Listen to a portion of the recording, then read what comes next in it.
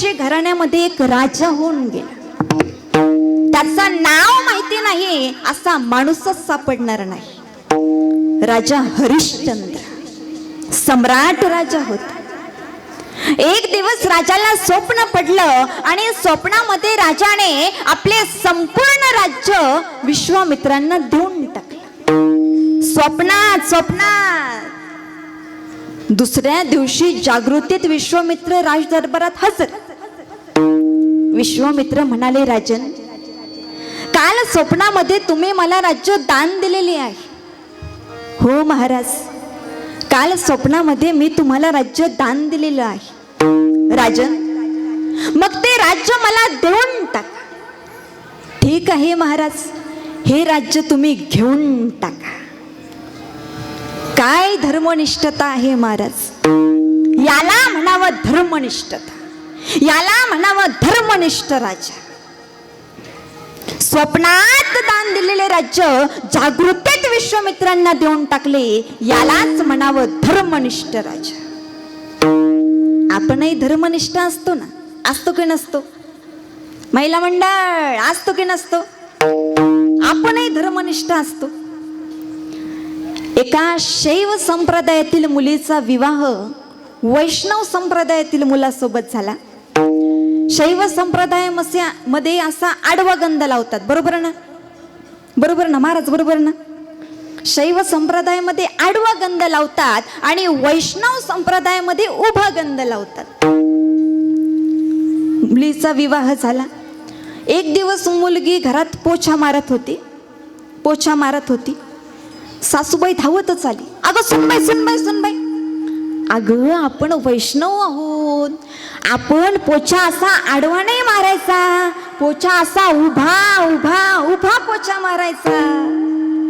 सुनबाई हुशार होती, प्रतिकार केला नाही म्हणाले नाही, मारला उभा पोछा.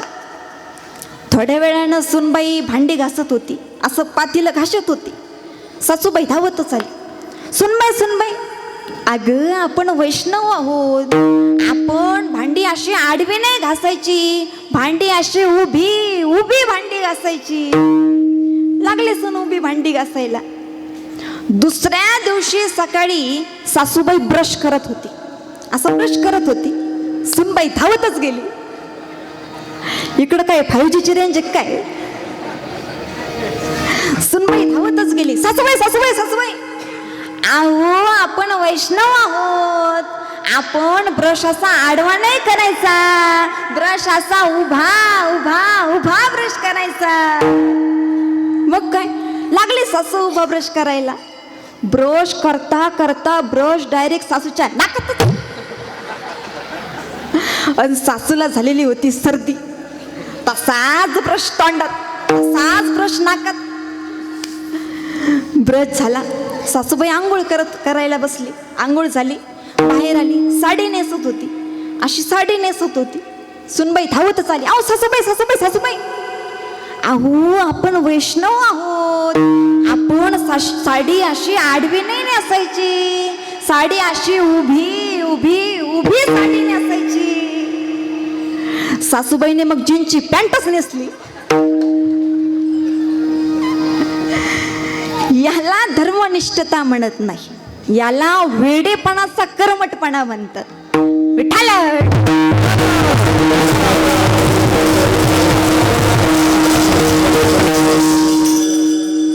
राजा हरिश्चंद्र धर्मनिष्ठ होता.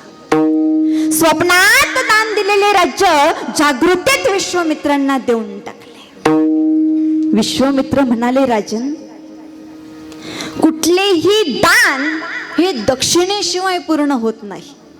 तुम्ही दान तर दिलेच, परंतु दक्षिणा काहीच दिली नाही.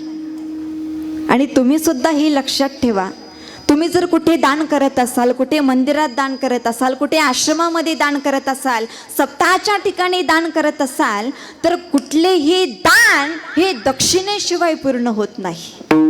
राजन, तुम्ही दान तर दिलेस, परंतु दक्षिणा काहीच दिली नाही. परंतु हरिश्चंद्र राजाकडे आता दक्षिणा देण्यासाठी काहीच शिल्लक नव्हती. मग राजा हरिश्चंद्राने स्वतःला आणि स्वतःच्या पत्नीला काशीच्या बाजारामध्ये विकून टाकले आणि विश्वामित्रांची दक्षिणा पूर्ण केली. राजा डोंब्याच्या घरी नोकर झाला. स्मशान घाटावर प्रेत जाळण्याचं काम करू लागला. इकडे एकुलता एक मुलगा रोहिदास सर्पदंशाने वारला. राणी तारामती मुलाचं अंत प्रेत घेऊन स्मशान घाटाकडे निघाली. राणी तारामती मुलाचं प्रेत घेऊन स्मशान घाटाकडे निघाली असताना लोकांनी तिला हडळ म्हणून मारलं. ही हडळ आहे, ही जिवंत मुली खाते, मारा हिला, मारा. कशी बशी निघाली, स्मशान घाटापर्यंत पोहोचली. प्रेत जाळणारा कर मागू लागला. राजा हरिश्चंद्रांनी राणी तारामतीला ओळखलं नाही आणि राणी तारामतीनेही राजा हरिश्चंद्रांना ओळखलं नाही. राणी तारामती म्हणते, माझ्याकडे काहीच नाही हो, माझ्याकडे तुम्हाला देण्यासाठी आता काहीच नाही. स्वतःच्या मुलाची अंतयात्रा करण्यासाठी कर मागावा लागतोय. यालाच म्हणतात काळ, यालाच म्हणतात समय, यालाच म्हणतात परिस्थिती. एकमेकांबरोबर लग्न करून आजपर्यंत आयुष्य घालवलं, ते आज एकमेकांना ओळखत नाही. यालाच म्हणतात समय, यालाच म्हणतात काळ, यालाच म्हणतात परिस्थिती. राणी तारामती म्हणते, माझ्याकडे काहीच नाही हो, आता तुम्हाला देण्यासाठी माझ्याकडे काहीच शिल्लक नाही. राजा म्हणतो, काहीच नाही असं का म्हणतेस? तुझ्या गळ्यात मंगळसूत्र आहे ना, त्या मंगळसूत्रातले 2 मणी काढून मला दे, म्हणजे ते 2 मणी मी माझ्या मालकाला कर म्हणून दे. राणी म्हणते, तुम्हाला माझ्या गळ्यातील मंगळसूत्र दिसते? तुम्हाला माझे मंगळसूत्र दिसते? तुम्हाला जर माझे मंगळसूत्र दिसत असेल तर तुम्ही नक्कीच माझे पती राजा हरिश्चंद्र आहात आणि मी तुमची पत्नी राणी तारामती आहे आणि हा एकुलता एक मेलेला आपला पुत्र रोहिदास आहे. असं म्हणून राणीने मोठ्याने हंबरडा फोडला. दोघेही ठसठसार डुलला. परीक्षेची पराकाष्ठा झाली, पण राजा राणीने आपला धर्म सोडला नाही. शेवटी विश्वामित्रासहित सर्व देव प्रसन्न झाले आणि मेलेला पुत्र रोहिदासाला जिवंत करून दिले आणि राजाला आपले संपूर्ण राज्य आशीर्वादासहित परत मिळाले. हरिश्चंद्र था एक राजा, क्षण में बन गया राज्य, बन गया नौकर. काका भांडतात की नाही? तुमचं कस काय? असंच मी एकदा एका ठिकाणी एका मावशीला विचारलं. मावशी म्हणाल्या, महाराज मी हाय म्हणून बरं हाय, नाही तर पार वाटच. भांडण म्हणजे दुःख आहे आणि त्यांच्याकडे दुःख आहे म्हणजे ते सुखी नाही. आई वडील मुलांकडून सुनांकडून सुखाची इच्छा करतात, पती पत्नी एकमेकांकडून सुखाची इच्छा करतात, नोकर मालकाकडून सुखाची इच्छा करतो, भिकारी श्रीमंताकडून सुखाची इच्छा करतो, माणसं माणसांकडून सुखाची इच्छा करतात, यात नवल नाही. माणसं माणसांकडून सुखाची इच्छा करतात, यात नवल नाही. माणसं प्राण्यांकडून सुद्धा सुखाची इच्छा करतात. सुख मिळण्यासाठी माणसं कुत्री पाहतात, कुत्रे कुत्रे कुत्रे. अहो 30 लाखाच्या गाडीत कुत्र. अरे कुत्र्यात सुख असते का? आमच्या टॉमीमुळे आमच्या पप्पूच्या मम्मीचा फुल टाइमपास होतो. अगं पण त्या टॉमीमुळेच ती तुझ्यावर भा भा भा भा भुकती.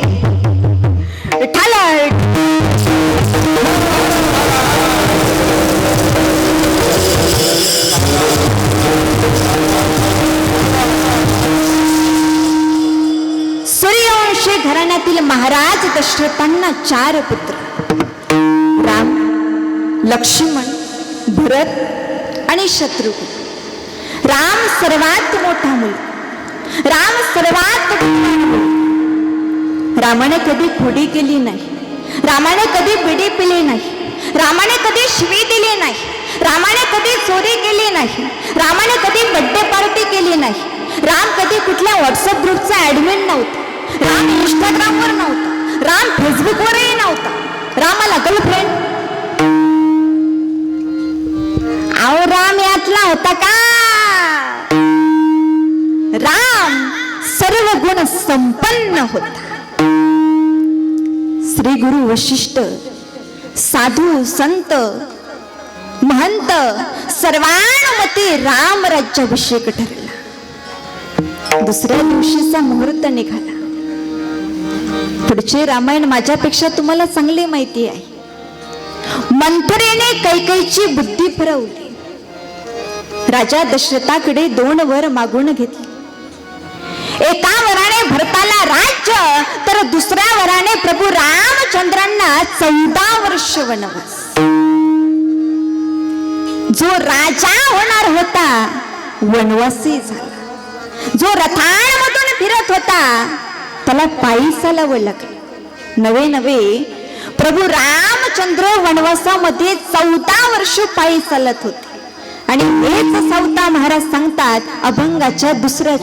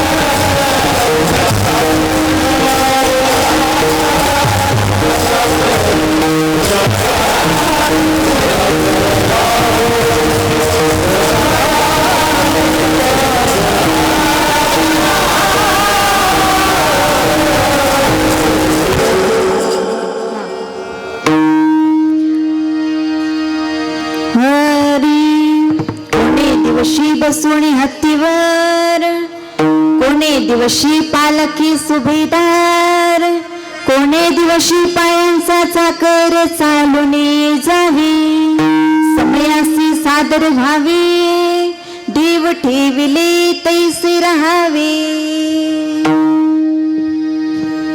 माणसे धनात सुख शोधतात, माणसे दारूत सुख शोधतात. दारूत कोण कोण सुख शोधतात म्हणजे कोण कोण पितात संत श्यामगिरीजी महाराज सांगतात.